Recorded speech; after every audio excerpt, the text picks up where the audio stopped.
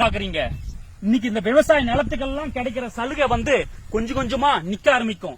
அன்னைக்கு விவசாயம் பண்ற எல்லா விவசாயம் பண்றதை கொஞ்சம் கொஞ்சமா நிறுத்த ஆரம்பிப்பான். அன்னைக்குதான் இதுதான் சான்ஸ் சொல்லிட்டு ஒரு நாளைக்கு பல கோடி சம்பாதிக்கிற கார்பரேட்காரன் இந்த விவசாயம் பண்ண உள்ள வருவான். அவன் வச்சுக்கிற பணத்தை வச்சு பல ஆயிரம் ஏக்கர் நிலத்தை வாங்குவான். அந்த நிலத்துக்கு வேலை செய்யறதுக்கு இன்டர்வியூ வச்சு ஆளை தேர்ந்தெடுப்பான்.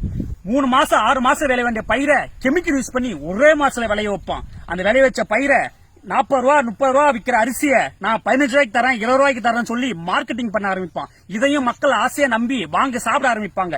எப்ப இந்த விவசாய நிலம் எல்லாமே கார்பரேட் கண்ட்ரோல்ல உள்ள வருதோ அப்பதான் 1 கிலோ அரிசி 6000க்கும் 7000க்கும் விற்க ஆரம்பிப்பான்.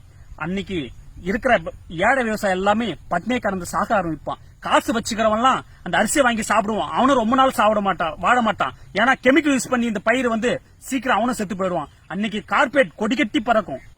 என்ன கஷ்டம் வந்தாலும் என்ன துன்பம் வந்தாலும் நெஞ்ச நிமித்தி மற்றவங்களுக்கு முன்னுதாரணமா வாழ்றதை விட்டுட்டு கோழத்தனமா தற்கொலை பண்ணிட்டு செத்து போன கூத்தாடி இன்னைக்கு ஸ்டேட்டஸா வச்சு கொண்டாடுற தரங்கட்ட சமுதாயத்துல வாழ்ந்துட்டு இருக்க நாமும் இன்னைக்கு டெல்லியில விவசாயத்துக்காக போராடி இருக்க மக்களை நினைக்க மறந்து போயிட்டோம். இன்னைக்கு டெல்லியில அவங்க சுயநலத்துக்காக போறனாலும் மக்கள் போராடினாலும் நாளைக்கு நம்ம சாப்பிட போற ஒரு வேளை சாப்பாட்டுக்காக போராடுறாங்கன்றத நம்ம மறந்துட வேணாம்.